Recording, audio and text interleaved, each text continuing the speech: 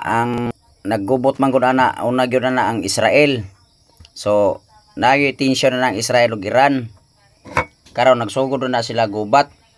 ang Israel ug Iran. Karon ang Amerika po na sila interes sa Iran tungod kay nagbuhat lagi kuno og kanang nuclear facility, kanang panghimo gyud og gigugubat kanang mga weapon nuclear. So kana si Donald Trump bipakgang na nga ayaw paghimo ana kay basin nuno kung sa inyong plano. Basin si Bako makabuo mo nagdagko nga bomba yan kung sa ikuan ninyo ra ba di ra ba mo pugngan. Yung inyo ihog nag-asa na ihog di dako kay problema, naglibutan. So mo to si Trump impakgang. Di maminaw mo gibombahan ng ilang nuclear facility kay para di na magamit. Kayon kay reactor man hingko man padayon man gyud gipaspasan og ayad. So karon kay masabtan man sa kuan nilang radar.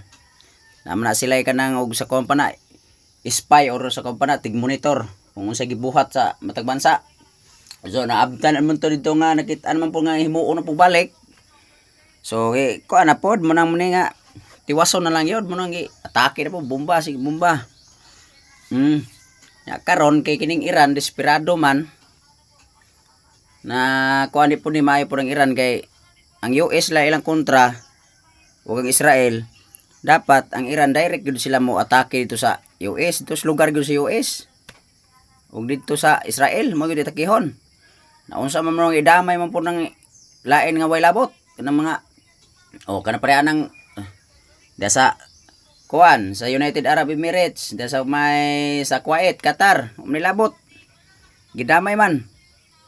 nya tapos gi sirad-an po ng Strait of Hormuz or samot gyud wagi klaro ikuan na gina ganang sa company ang gining Iran wa po ni sa wagi ni sa tama pong plano kay kung kuan din ang tanla idamay ng Strait of Hormuz sa tanan ko na pangkalahatan so kapana diha tanan na kinabang so gisirad-an man ang Strait of Hormuz di damay tanan og kinamaya sa mga bansa bagsak kay kung way gasolina way kurodo dili mo ganang kuryente kung way gasolina way kurodo way signal ng cellphone kung way gasolina kurodo di managa ng sakyanan di goodbye atangan tanan so wa na gigisiradan may Strait of Hormuz dapat ang Iran unta dili tanan ni apil kay